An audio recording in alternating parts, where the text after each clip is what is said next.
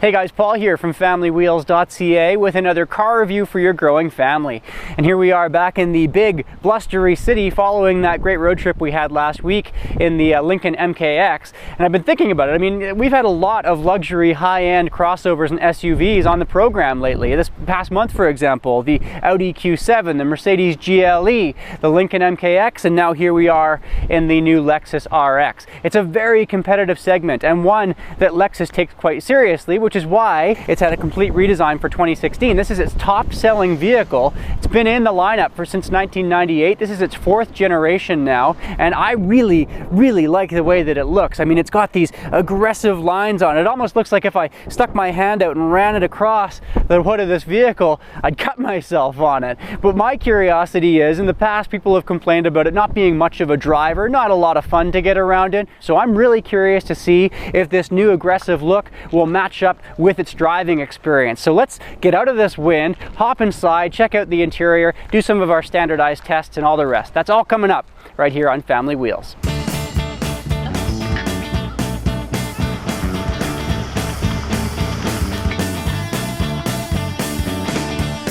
I always see the size of these bags. So it almost goes without saying here that when I step on board a Lexus, that the fit and finish inside will be top-notch. Lexus is famous for that, and they haven't really changed that at all for the new RX. I mean, I love all of the stitched dashboard, no hard, cheap plastics to kind of cheapen the general feel of the cabin. Even on the outside, I mean, the paints on Lexus are famous for being durable and looking top grade.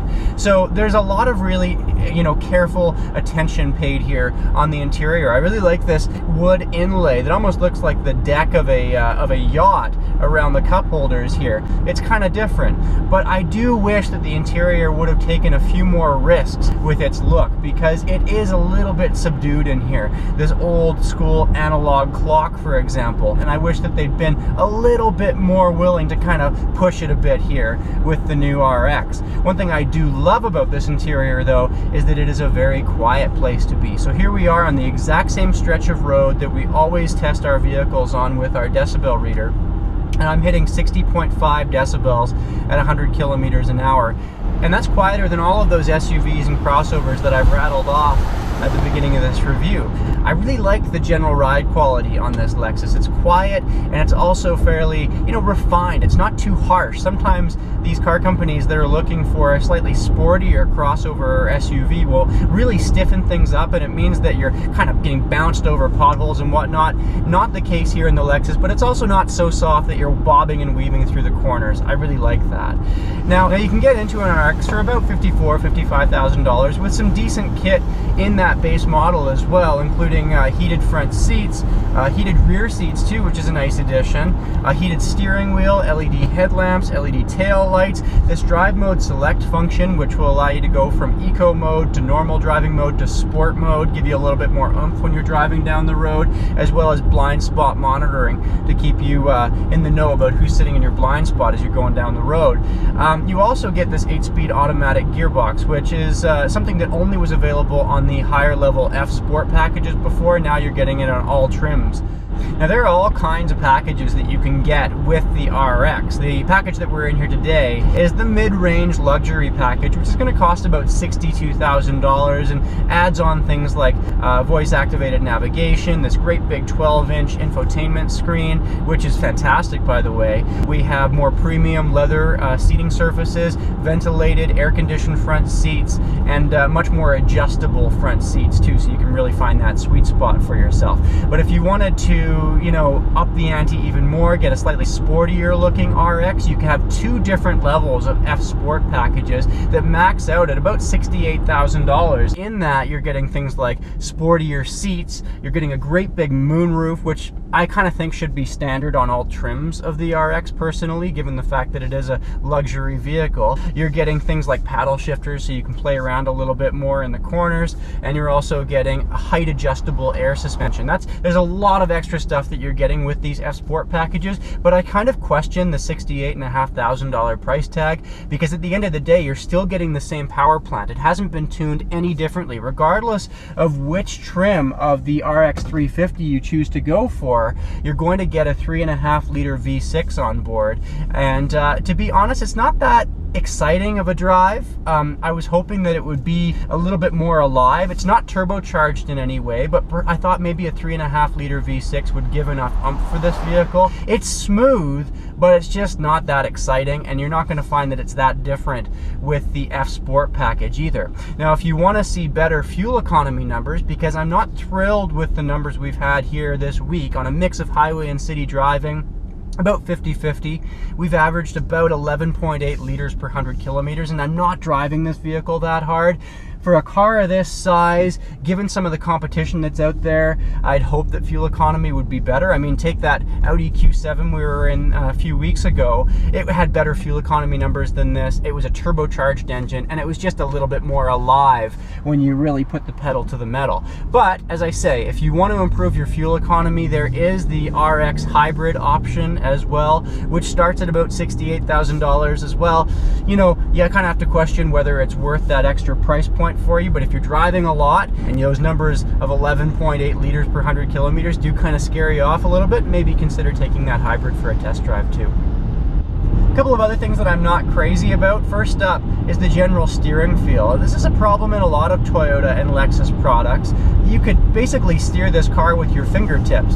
Now here we are on a windy highway today at about 110 kilometers an hour, and I do feel like I'm just getting buffeted around in with the steering wheel more than I'd like because of that light steering feel. Even when I flip it into this sport mode here on the drive mode select, it doesn't seem to change things much.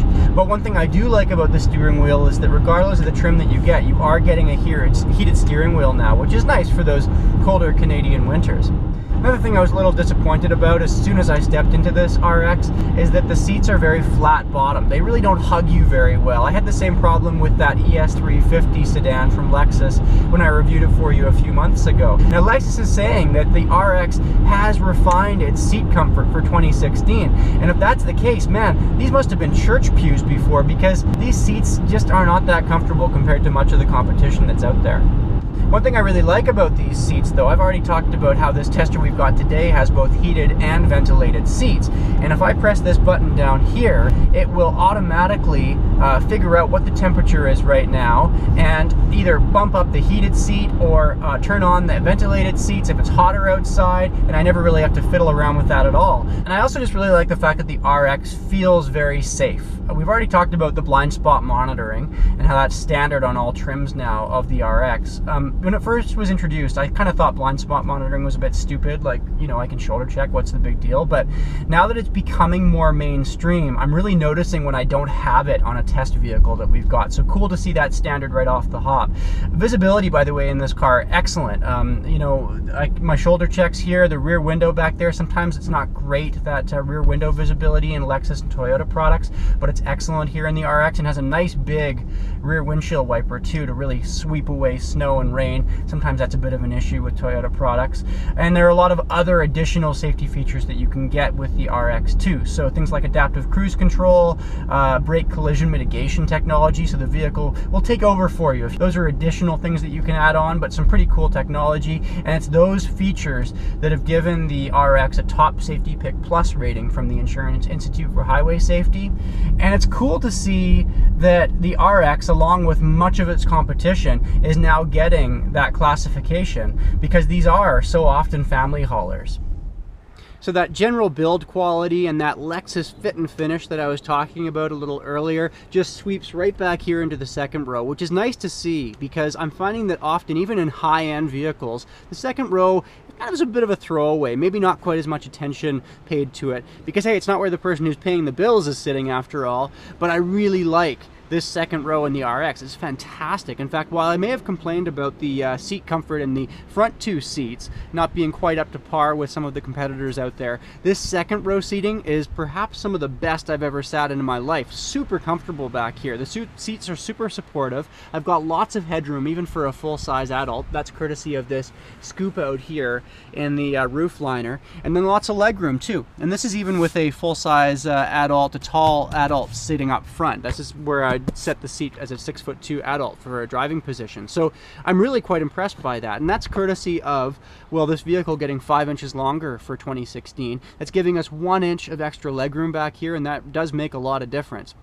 One thing I'm not crazy about here on the RX though are these perforations, these hundreds of tiny perforations, and we've talked about these before. They can be so hard to clean up for families. You spill something in there and you're going to spend the next few hours trying to pick all the holes out, you know, with all the stuff that's sitting in there. I get why they're in the front seats, and that's because the seats on this tester we have here are ventilated. It means that on a hot summer's day, cool air will actually blast up and keep you cool. But that's not an option here in the second row, so there's no need for those ventilations, and it really does make it hard for family living, in my opinion.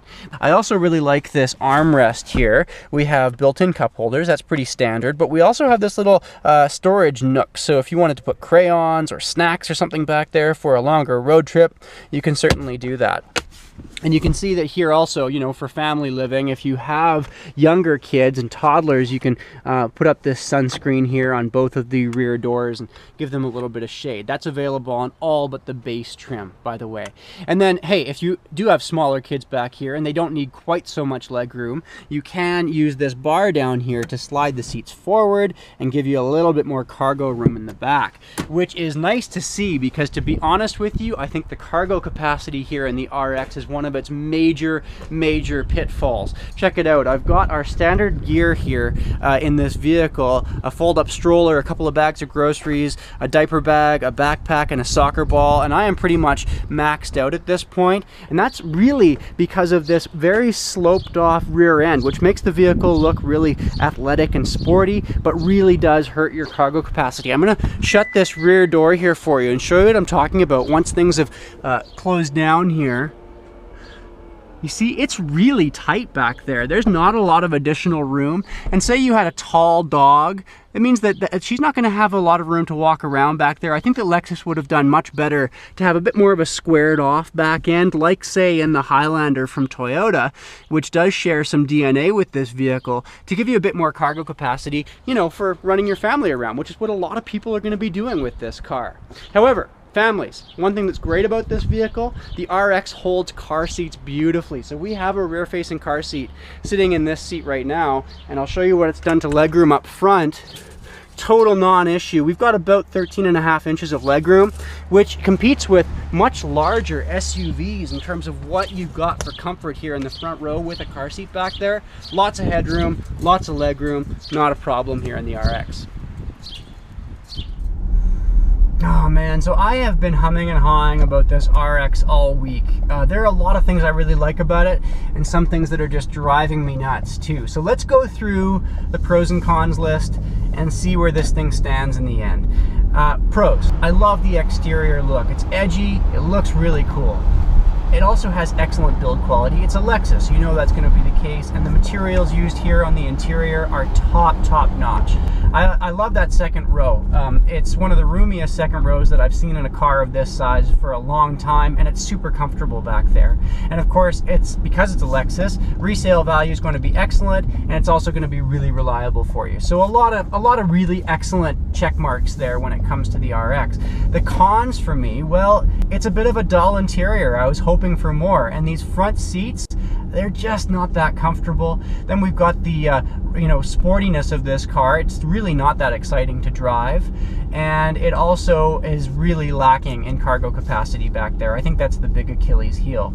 But let's look at the key demographic for Lexus. I got in touch and asked them who their target is for this car, and their average, the sort of right down the middle person that they're aiming at, is a 58-year-old man who has an average household income of about $184,000. I love how specific they can get with this sort of thing. And so if that is their market, and that's who they're going after, maybe they don't need quite so much cargo capacity because the kids are on their way out or they've already left home, and they want something that looks a little bit more aggressive from the outside, but maybe a little bit more reserved on the interior. So that could be just the ticket for you. But I'd love to know your thoughts on this. What do you think of the new RX? Could it have gotten a little bit more exciting when it comes to the interior looks? Do you think that it needs to be a bit sportier, or is this, slightly more subdued drive just the thing for a car like this? You can always leave a comment below. I'd love to have you subscribe as well, or you can find us on Twitter @FamilyWheels. Leave your comments there. and we'll see you in about 7 days with the next review. Thanks for tuning in.